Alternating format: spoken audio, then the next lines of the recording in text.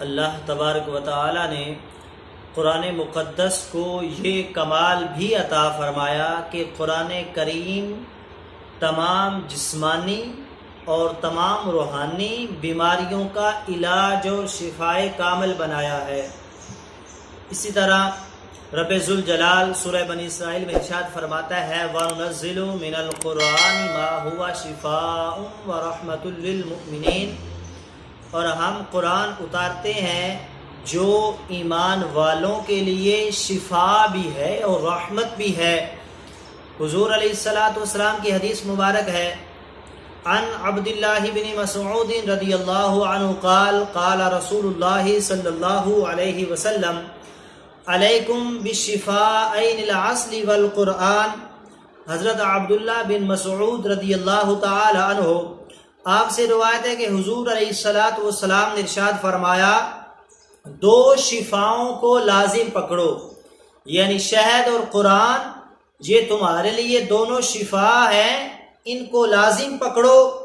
قرآن کریم جو ہے وہ جسمانی بیماریوں کے لیے شفا ہے اور شہد بھی جسمانی بیماریوں کے لیے شفا ہے۔ قرآن کریم روحانی بیماریوں کے لیے شفا ہے، شہد بھی روحانی بیماریوں کے لیے شفا ہے۔ اس لیے حضور علیہ السلام کی مرغوب اور پسندیدہ غذا جو ہے وہ شہد تھی۔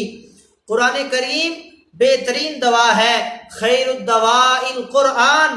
قرآن کریم کی تلاوت درد حلق کی دوا ہے، علیک بقراءۃ القرآن۔ قرآن کریم دل کی جو درد ہے اس کی دوا ہے، وشفاء لما فی الصدور۔ قرآن کریم ہر درد کی دوا ہے۔ تلاوت قرآن جو ہے وہ شفا ہی شفا ہے۔ رب ذوالجلال نے مومنین کے لیے قرآن کریم کو شفا بنایا۔ اسی طرح رب ذوالجلال نے سورہ فاتحہ کو جو ہے رب تعالیٰ نے مومنوں کے لیے شفا بنایا۔ حضرت ابو سعید خدری رضی اللہ تعالی عنہ آپ فرماتے ہیں کہ ہم ایک سفر پر جا رہے تھے، جب ہم ایک منزل تک پہنچے تو ایک لونڈی ہمارے پاس آئی اور آ کر کہتی ہے کہ ہمارے قبیلے کا جو سردار ہے وہ بیمار ہے، آپ میں کوئی ایسا شخص ہو جو دم کرنا جانتا ہو۔ تو حضرت ابو سعید فرماتے ہیں ہم میں سے ایک شخص اس لونڈی کے ہاں گیا، اس نے وہاں پر جا کر وہ جو سردار بیمار تھا اس کے اوپر سورہ فاتحہ پڑھ کر دم کیا، اللہ نے اس کو شفا عطا فرما دی۔ بقربان جاؤں اللہ نے اس سردار کو شفا عطا فرما دی۔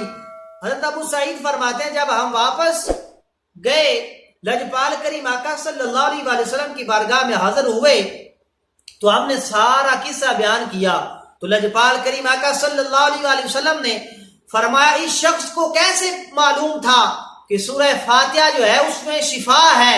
تو میں قربان جاؤں میرے مصطفیٰ کریم آقا صلی اللہ علیہ وسلم نے پھر اس کو آپ نے قائم رکھا، یعنی سورہ فاتحہ دم کرنے کو بیمار کی شفا کا ذریعہ بنا دیا۔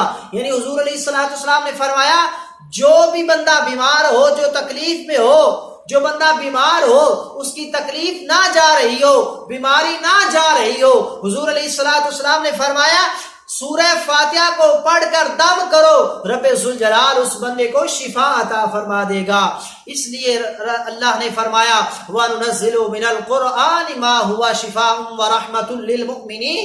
میرا رب فرماتا ہے ہم جو قرآن اتارتے ہیں اس قرآن میں مومنوں کے لیے جو ہے شفا بھی ہے اور رحمت بھی ہے۔ اس میں اللہ نے مومنوں کے لیے شفا رکھی ہے، رحمت بھی رکھی ہے۔ میں قربان جاؤں اس میں کافروں کے لیے شفا نہیں، صرف اللہ نے مومنوں کے لیے شفا رکھی ہے۔ رب ذوالجلال کی بارگاہ میں دعا ہے کہ رب تعالی ہمیں قرآن پاک پڑھ کر اس پر عمل کی توفیق عطا فرمائے۔